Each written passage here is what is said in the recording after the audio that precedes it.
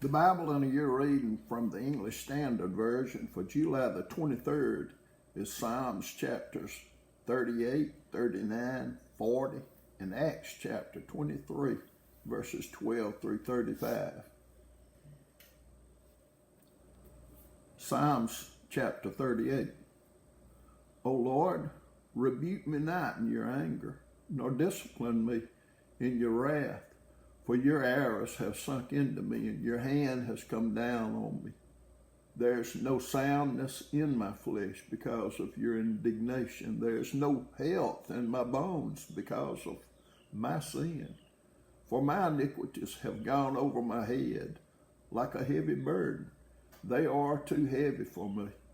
My wounds stink and fester because of my foolishness. I am utterly bowed down and prostrate.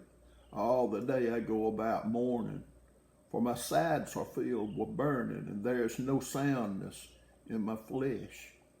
I am feeble and crushed. I groan because of the tumult of my heart. O Lord, all my longing is before you. My sighing is not hidden from you. My heart throbs, my strength fails me, and the light of my eyes, it also has gone from me.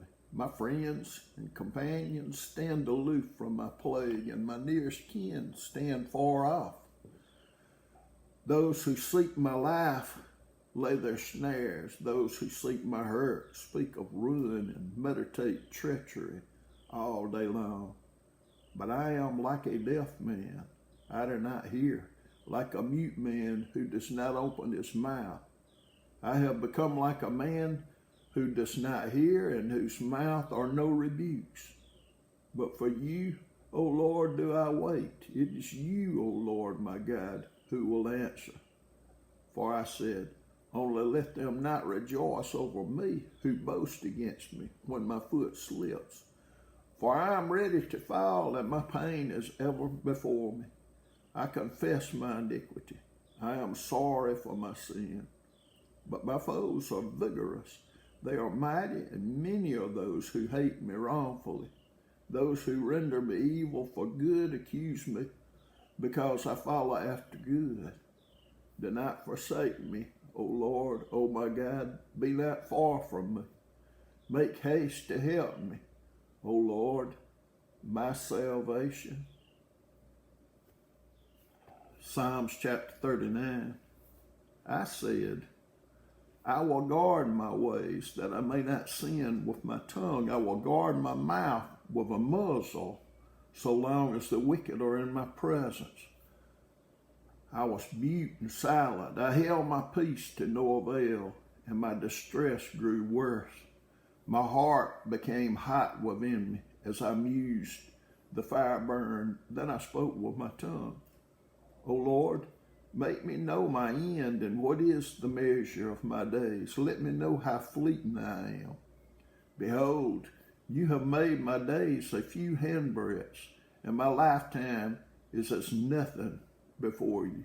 Surely all mankind stands as a mere breath. Selah. Surely a man goes about as a shadow. Surely for nothing they are in turmoil. Man heaps up wealth and does not know who will gather. And now, O Lord, for what do I wait? My hope is in you.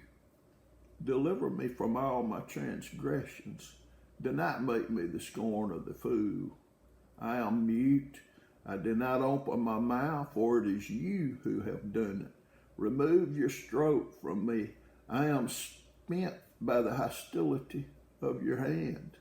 When you discipline a man with rebukes for sin, you consume like a moth what is dear to him. Surely all mankind is a mere breath.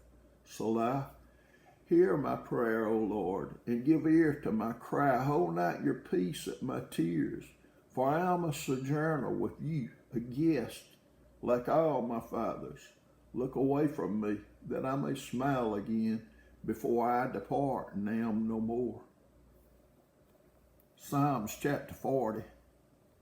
I waited patiently for the Lord. He inclined to me and heard my cry. He drew me up from the pit of destruction, out of the miry bog, and set my feet upon a rock, making my step secure. He put a new song in my mouth, a song of praise to our God. Many will see and fear and put their trust in the Lord. Blessed is the man who makes the Lord his trust, who does not turn to the proud, to those who go astray after a lie. You have multiplied, O Lord my God, your wondrous deeds and your thoughts toward us. None can compare with you. I will proclaim and tell of them, yet they are more than can be told. In sacrifice and offering you have not delighted, but have given me an open ear. Burnt offering and sin offering you have not required. Then I said, Behold, I have come. In the scroll of a book it is written of me. I delight to do your will. O my God, your law is within my heart. I have told the glad news of deliverance in the great congregation. Behold, I have not restrained my lips, as you know, O Lord. I have not hidden your deliverance within my heart. I have spoken of your faithfulness and your salvation. I have not concealed your steadfast love and your faithfulness from the great congregation. As for you, O Lord, you will not restrain your mercy from me. Your steadfast love and your faithfulness will ever preserve me. For evils have compassed me beyond number. My iniquities have overtaken me, and I cannot see. They are more than the hairs of my head. My heart fails me. Be pleased, O Lord, to deliver me. O Lord, make haste to help me. Let those be put to shame and disappointed altogether who seek to snatch away my life. Let those be turned back and brought to dishonor who delight in my hurt. Let those be appalled because of their shame who say to me, Aha, aha. But may all who seek you rejoice and be glad in you. May those who love your salvation say continually, Great is the Lord. As for me, I am poor and needy, but the Lord takes thought for me.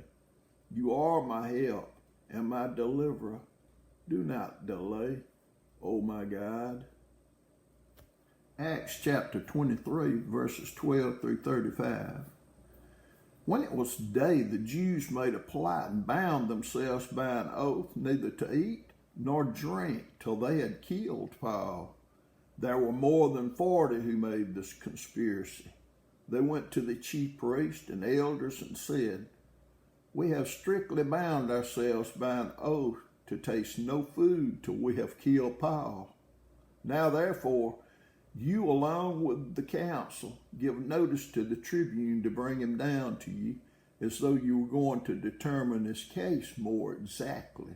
And we are ready to kill him before he comes near.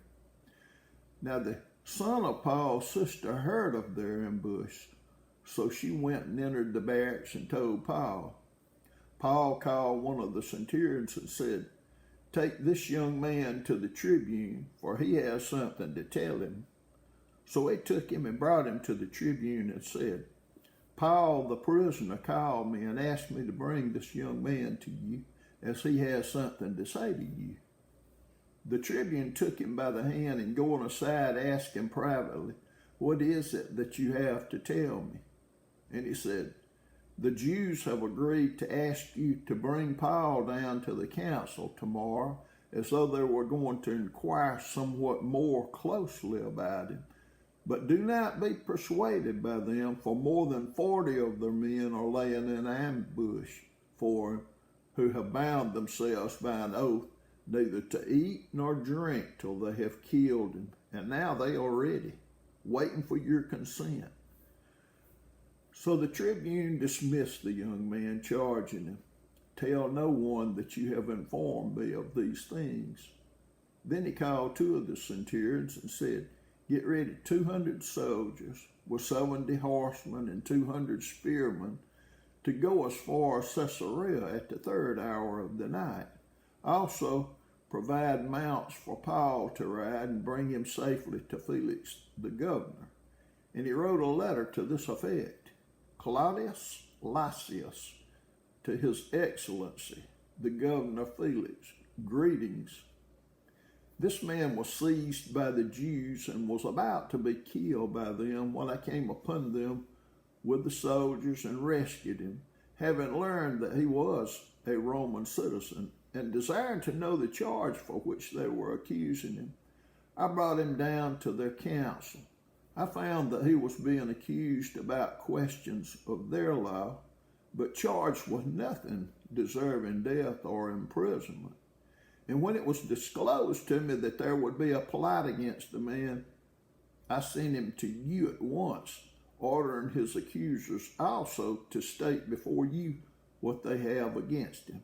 So the soldiers, according to their instructions, took Paul and brought him by night to Antipatris, and on the next day they returned to the barracks, letting the horsemen go on with him. When they had come to Caesarea and delivered the letter to the governor, they presented Paul also before him. On reading the letter, he asked what province he was from, and when he learned that he was from Cilicia, he said, I will give you a hearing when your accusers arrive. And he commanded him to be guarded in Herod's praetorium.